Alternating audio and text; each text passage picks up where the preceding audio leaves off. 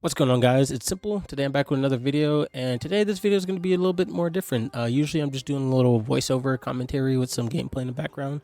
Today I do have my face cam in here. I will still throw a video like in the background, but I just kind of wanted to switch it up, just try something different. And before I get further into the video, due to some recent feedback about my videos being kind of too lengthy, too long-winded, I will say, because that can happen, I do like to go into depth in how I explain things and my thought process and reasoning behind stuff. Please do check out the comment section and the description below. I will have video stamps for each part of the video, but without further ado, let's get right into it. So this video won't be like one big at one go like live or video commentary or anything like that. It will still be in like sections and stuff like that in case I mess up, or it'd be better for editing.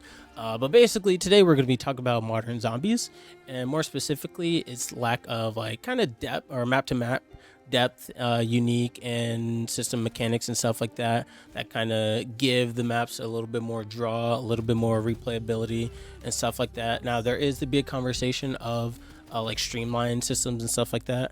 I won't get into that. I will just kind of go more into like, hey, even though we have these streamlined systems, what could they do on a map to map basis to kind of give that those experiences a little bit more uniqueness and replayability and like more fun to it and stuff like that. So this video was inspired by TheLegendHD over on Twitter. I did see a post he made. Basically he was gonna he already made, go check it out, a video of going over like hot takes and initial feedback for season 3 of Zombies.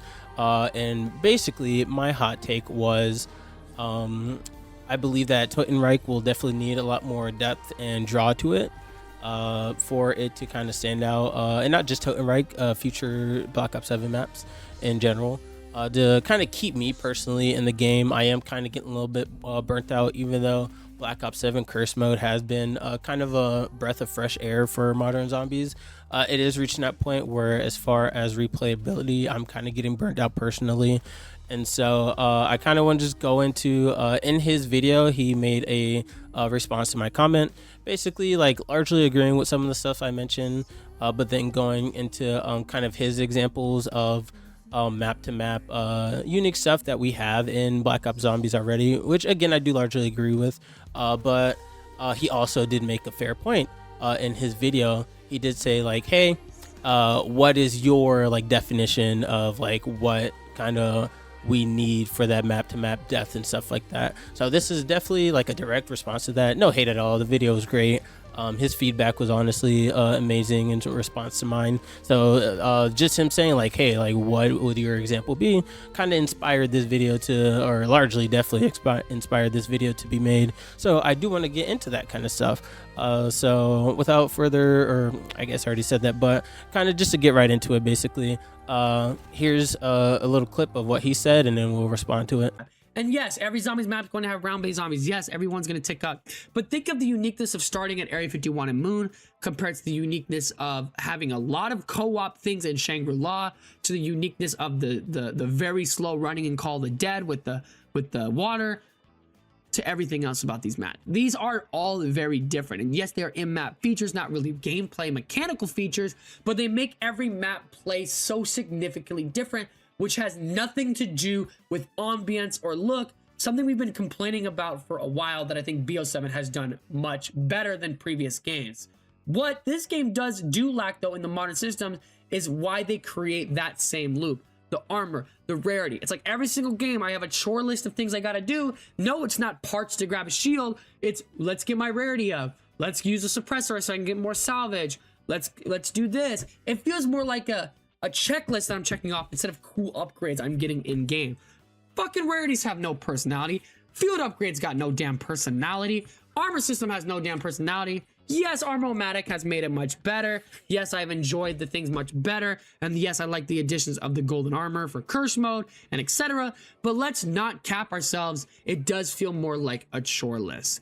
They can definitely still create unique maps that feel completely different from map to map while keeping the same modern systems. I'm sorry, if you think that Ashes of the Dam plays similar to Astra Malorum, that plays similar to Paradox Junction, I think you're completely wrong.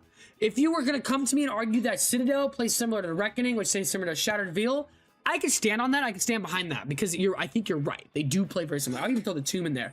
But how different of a map flow-wise Ash the Dam is with a big-ass truck of old Tessie, different POIs, driving through the zombies map, compared to Astra Malorum, which is a much more smaller map, much more fast-paced, different style boss with George, comparing it to Paradox Junction, which is 2 maps strapped into each other with a fucking portal that's very different to the other maps.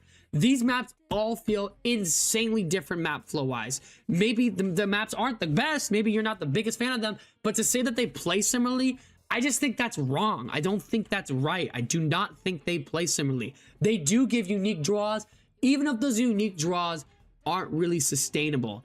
Ash the Dam is sustainable. That unique draw is insane. I love Astra Malorum. I know a lot of people aren't, but Paradox Junction is the one that people kind of like put their hands up and they're like, what the fuck am I doing? This portal thing is stupid. I mean, it's just stupid. Totenreich will have unique draws. It will be very different. If this map is a big styled map, let's say it is a map the size of Origins, then we are already getting a different style draw compared to the rest of the maps on BO7. Because Ashes is a transit styled map. Astra is a smaller map. Think of the size of like Ascension, maybe even smaller. And then we have Paradox Junction, which is it's its own thing. And now we're getting Totenreich, but if it's an Origin styled map, it's completely different. What do you want that is going to give unique draws? Is it 4 wonder weapons? Is it different quests? Is it a mini boss inside your Easter egg? What is it exactly that you are looking for? So I don't want to respond to every single point he made there.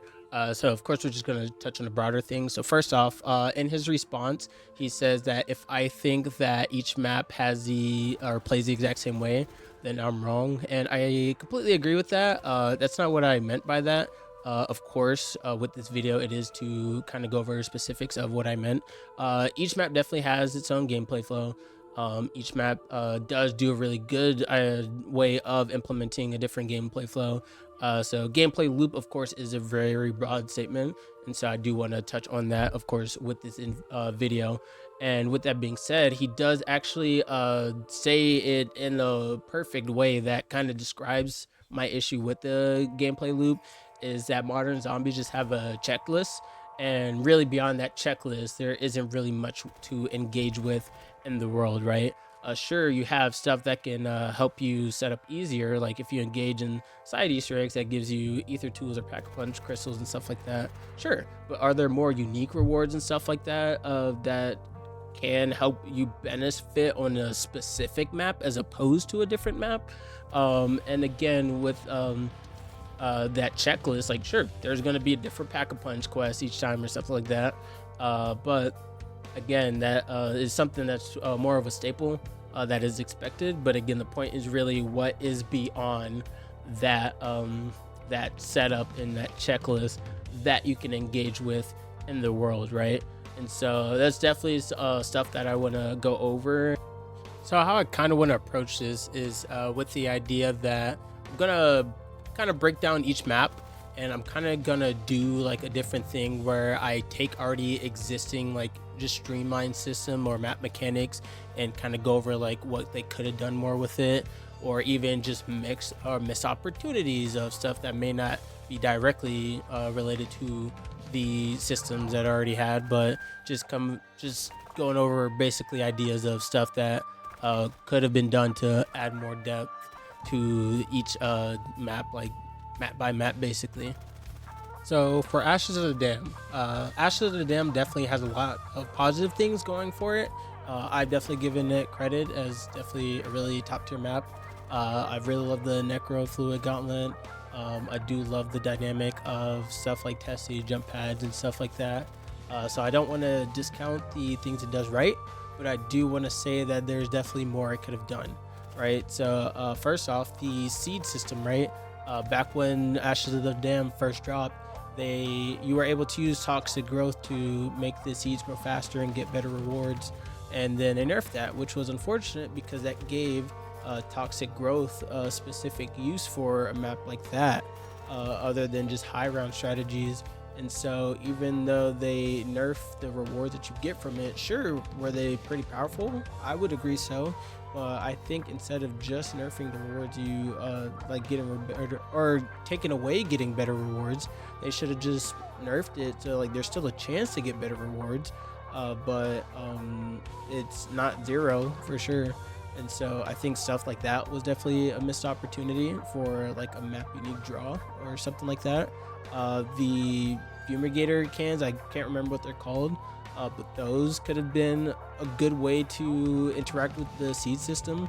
Having a way to upgrade that to give you better rewards instead of it just being round locked. So, you know, would that be like something you upgraded by consistently using it, like the shovels from Origins, or would it be like a separate like side Easter egg that you can do to interact with something like that? So those kind of ideas I think are missed opportunities to elevate their idea of like a streamlined like a reward system with like the seeds, crystals, assists. We'll go into those later, but being able to do more with that, so you have those options to interact with those. How about the abomination head, right? Going back to the seeds, you have the plants and the fog that you can only use through the abomination head or through the Tessie turret, right? But what if there was, even though the fog plants do give you pretty decent rewards, what if there was like a unique side quest where you can fight an abomination and you have to use the abomination head from Tessie to kill it, and then you can upgrade the abomination head to give you like better rewards more consistently from those fog plants and stuff like that.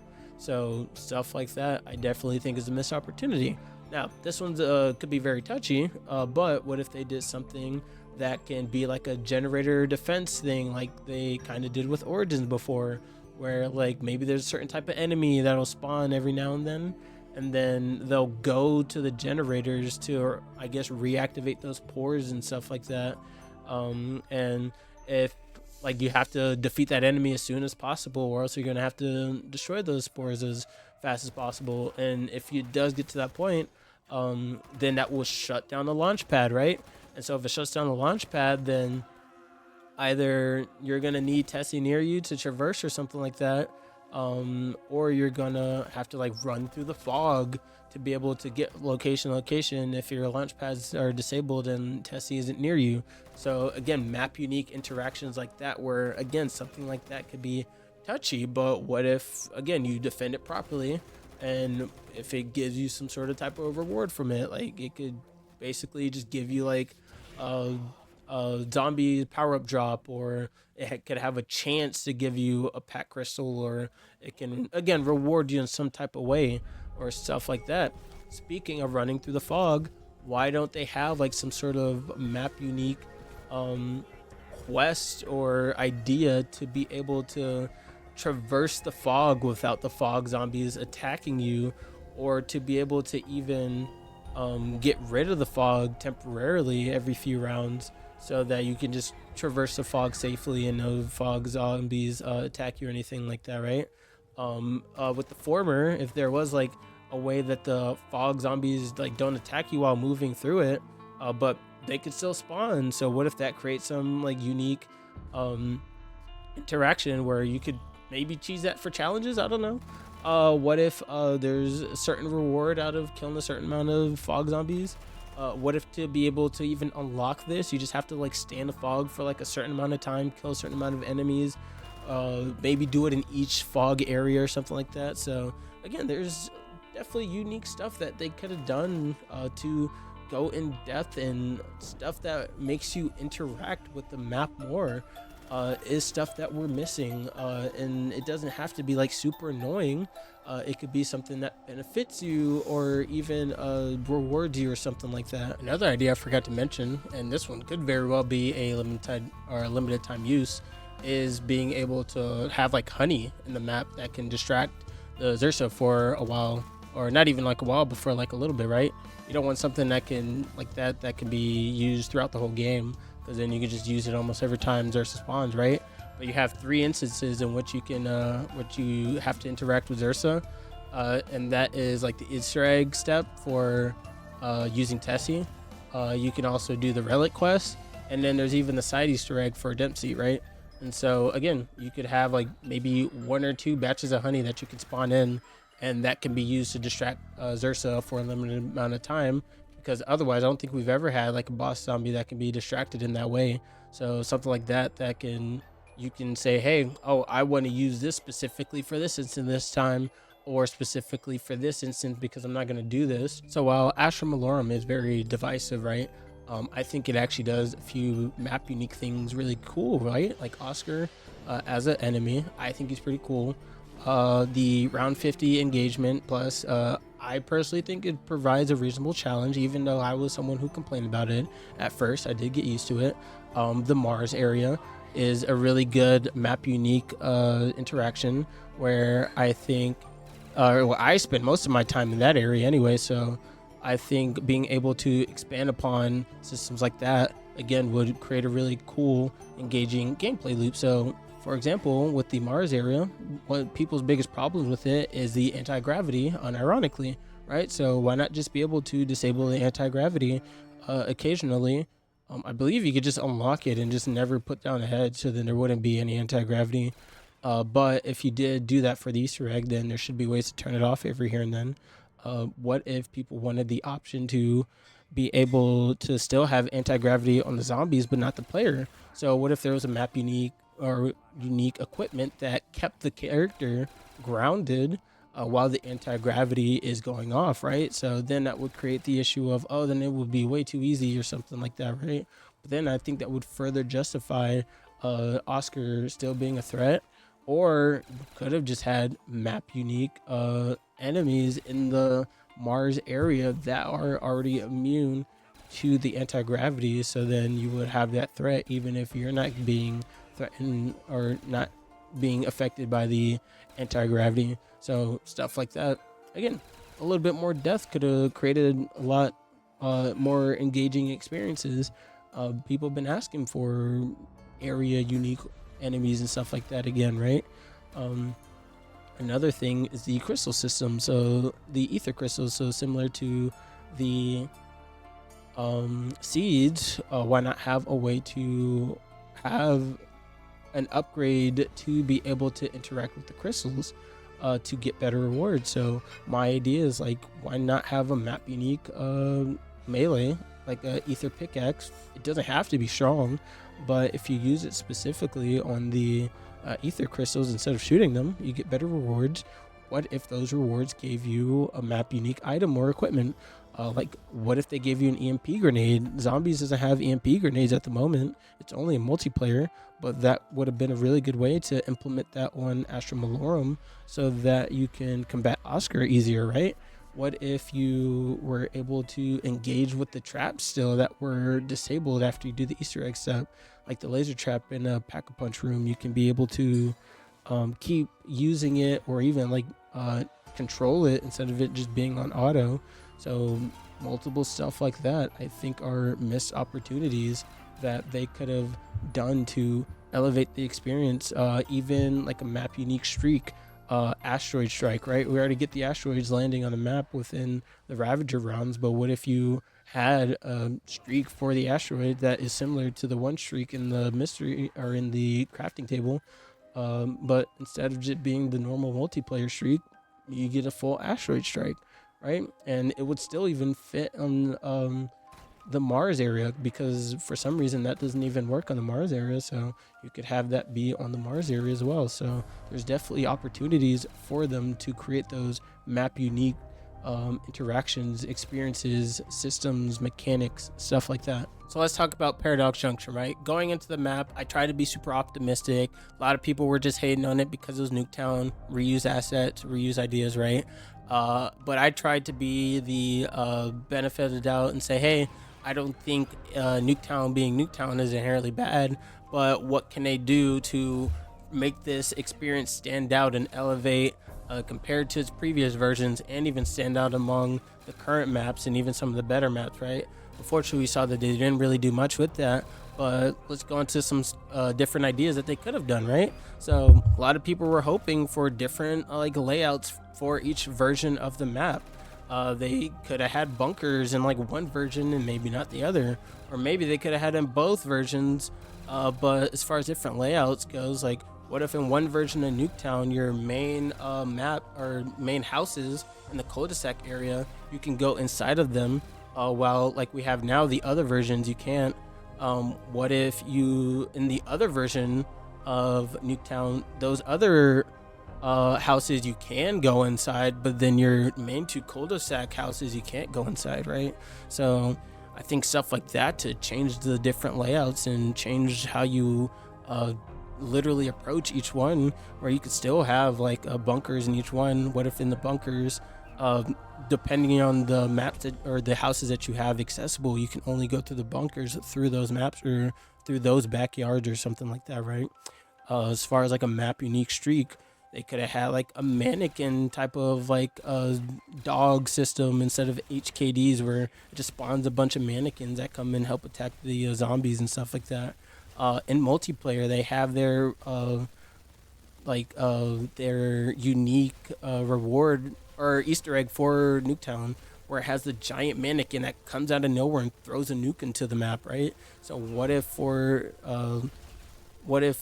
Paradox Junction there was a way to call in a mannequin nuke where it spawns that same thing, and of course it doesn't end your game, but what if it maybe skips a few rounds? Like maybe if it skips like 10-15 rounds, similar to in Shadows of Evil, you could skip a couple rounds, but the mannequin nuke like ends the round, skips a bunch of rounds, and then gives you a bunch of like points and salvage accordingly, right?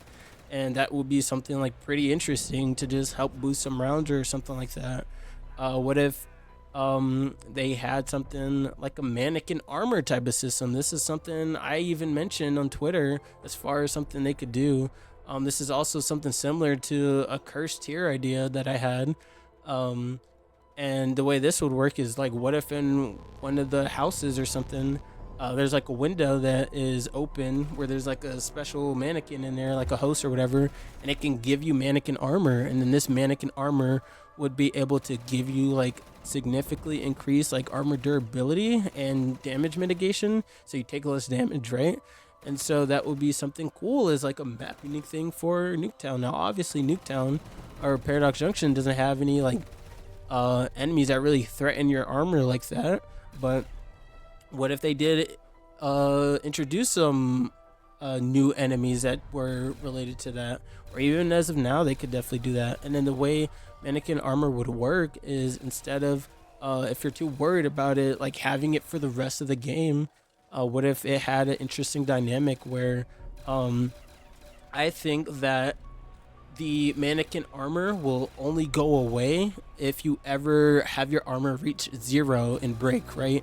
So then it creates a level of course, upholding your armor same way that you usually do, but then you're going to have this extra dynamic of wanting to make sure it is always consistently active so that you don't lose their Mannequin Armor.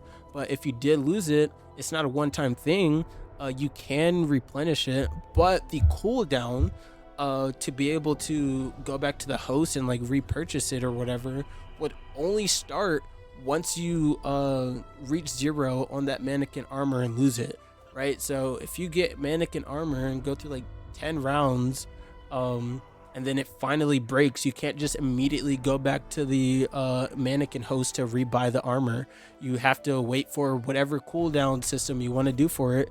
You have to wait until it replenishes again before you can get armor again. So even in high rounds, you can't just go back and buy that Mannequin Armor when things get hectic. No, you have to wait until the cooldown is up, and then you got to go back to that zombie or Mannequin host. And then this Mannequin host can only be available on one of the version of Nuketown. So then you have to be in that specific Nuketown at the time to be able to go get it in the first place, even after its cooldown. It could even have it to where Pack-a-Punch just changes location depending on the version of Nuketown, instead of being available at each location at each time. So just random rounds will flip where it's located. You got to find it, or you got to be on the right version. Another dynamic they could have added that could be a little bit more reactive for the player experience, but again, depending on how you approach it, you could get rewards from it, right? So when you teleport to each version of Nuketown, like sometimes there's a recharge mechanic, or you could just keep buying it back and forth.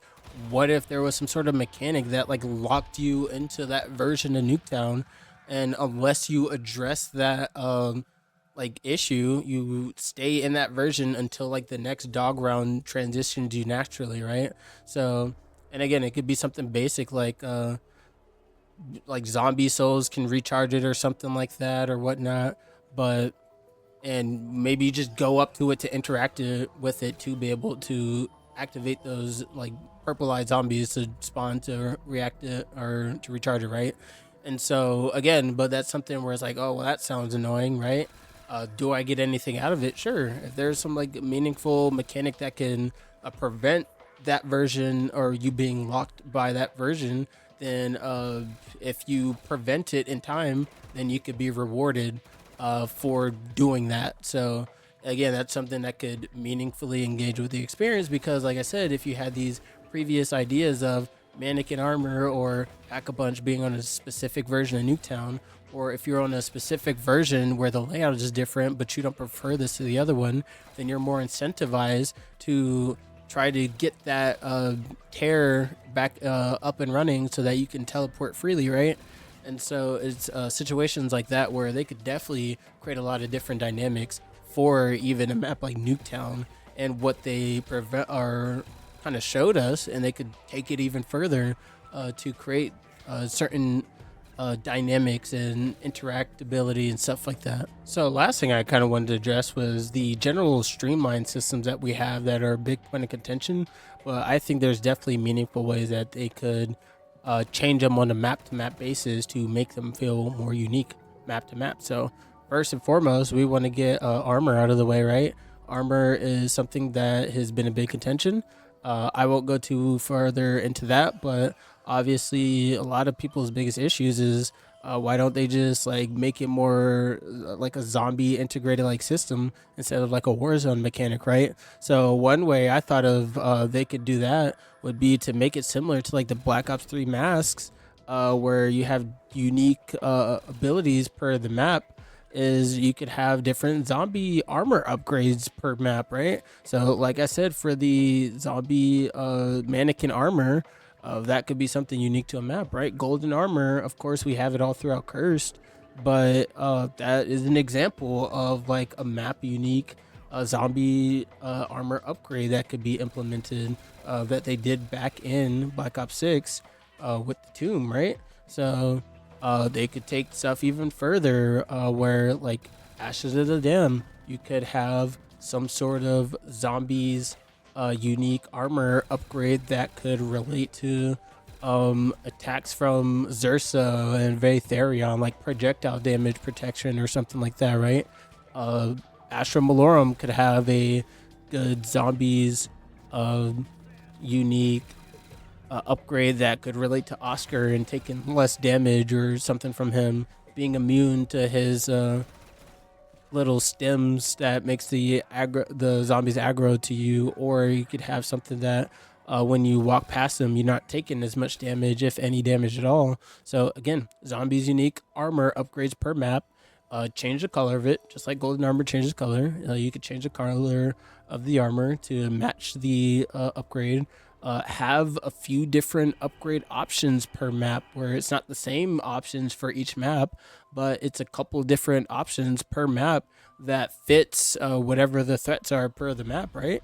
Ashes of the Dam could have armor that can make you faster, maybe specifically in the fog or something like that, or just in general, because it is a big map. They make the super sprinters a lot more well, there's a lot more of them, so you could have armor that just makes you faster or something like that, right? You could have an armor upgrade going back to the Astra Malorum thing with a unique gear that makes you less resistant to the anti-gravity, or more resistant to the anti-gravity, I guess. You can have an armor upgrade that relates to being able to move a lot more smoother in the anti-gravity, right? So there's definitely steps they could take with ideas like that. The TED task, obviously we've been asking for TED tasks to be more thematically fit for the map, and then also challenges more related to the map themselves, right? Why doesn't TED task have any like different children's games or something like that?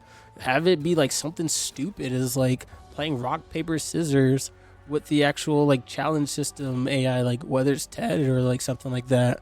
Have more children's game and something like that, right? Astra Malorum, why not have like a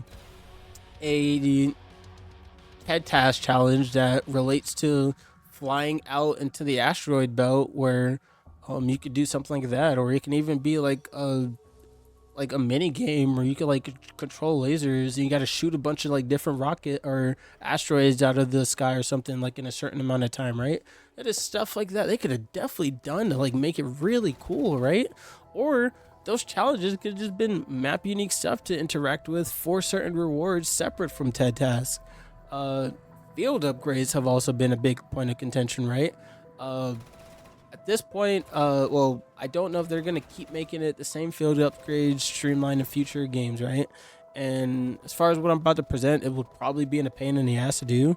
Well, why don't they just have certain map unique field upgrades that can temporarily replace your current field upgrade, or even replace it until you switch back to your field upgrade, right? Especially in Black Ops 7, so you could switch back and forth between whichever field grade you want. So if there's like a map unique field upgrade that can just replace your field upgrade slot, then you could just keep using that until you want to just go to the normal field upgrade again. But then obviously there should be a way to go back to interact with that field upgrade in the map to pick that back up when you want to, right? So again, there's a bunch of stuff like that they could definitely do, right? A great example, going back to Black Ops 6 with Liberty Falls, the Aether trap. Well, not the trap, but to be able to turn into her. People are like, why is that a one and done thing? Why can't that be something you can interact with multiple times, right? So why not have like something similar to like an Aether type of thing inside of Black Ops 7 zombies, where it could be a field upgrade that replaces your field upgrade until you change it out, and then you could just keep using that. Like with different specialists, obviously you want like something like a weapon or something lethal. You don't want like a defensive or passive type specialist, so bring back specialists in that sense of having like map unique specialists, something like that. What if there was something like a specialist going back to the fog thing that can just again, instead of just Aether Shroud, why not give like a certain specialist that interacts with the fog zombies or something specifically? I don't know, but it's definitely a lot of things, even with their streamlined systems, that they could do on a map to map basis that can make those maps more engaging, more in depth, more fun. I want to go to this specific map to get this specific field upgrade and use this, or I want to go to this specific map to get this specific type of armor and do this, right? So there's definitely a lot of depth to be explored with modern zombies, and obviously they are worried about balance and stuff like that. But I say, hey, go right ahead, because again, modern zombies isn't really inherently all that hard. But if you're worried about something being easier, again, make it rewarding to get, make it harder to get, make it rewarding. For those early rounds, sure, it's going to be easier to traverse those early rounds, but then when you get to higher rounds, then you can have that kind of equipment to help you in higher rounds instead of just your basic like nade spam and stuff like that. A lot of these different ideas can be meaningful in interacting with the type of augments you run on certain maps, right?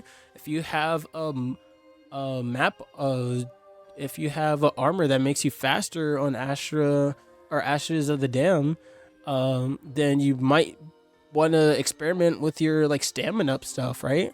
If you have a armor on what's it called, Paradox Junction, that increases your armor durability, then you might want to experiment with your Juggernog augments, or you can just keep going super tanky, right? And like stack those on top of each other. But again, I think those create like super meaningful just interactions that can go a long way in the longevity of each map and the depth that can be explored, instead of just, oh, this map has different map flow, or this map just has a different unique Easter egg, or this map just has a different trap that's cool. But again, what more can be explored on top of the systems that you are already expecting, right? So I think that goes a long way into that conversation of what we kind of want out of depth, even using the examples of what they have in current games without just pulling out, oh, I want this from Black Ops 3 to return, right? Obviously they just can't just pull something or a specific idea from Black Ops 3, but they can do something related to like that and integrate it into modern zombie systems and mechanics. So that's actually going to wrap it up for the video. Thank you guys so much for watching, and again, thank you to TheLegendHD for inspiring this video.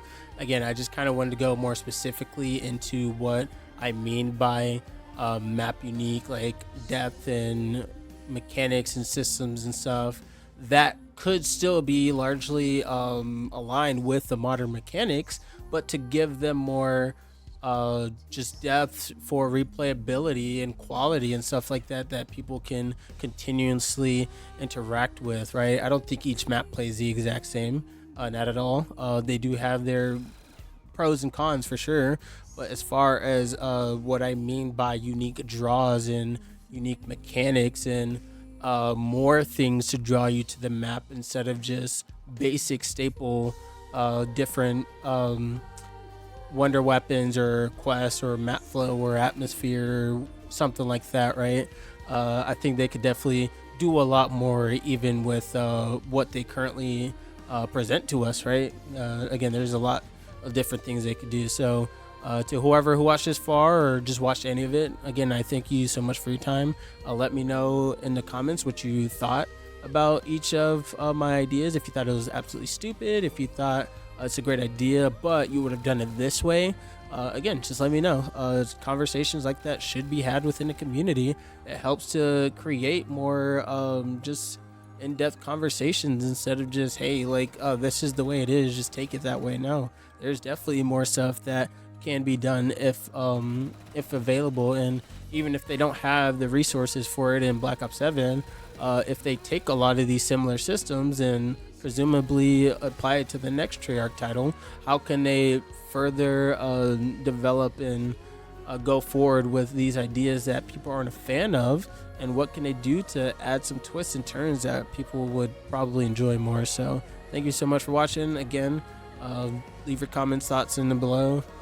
Check out previous videos I did, and I'll see you guys in the next one. Peace.